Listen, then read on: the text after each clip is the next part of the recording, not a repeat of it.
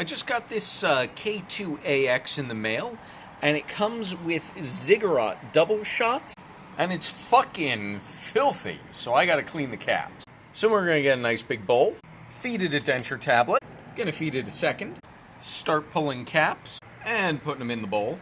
I like to take the stabilizer inserts out before I dump them into the bowl, but leave the stabilizer wires behind. Remember to scrape the cobwebs out. Then you can just fill her up. Make sure everything's filled up with water so it sinks. And watch the bubbles. Give it a couple of minutes to work its magic and be green.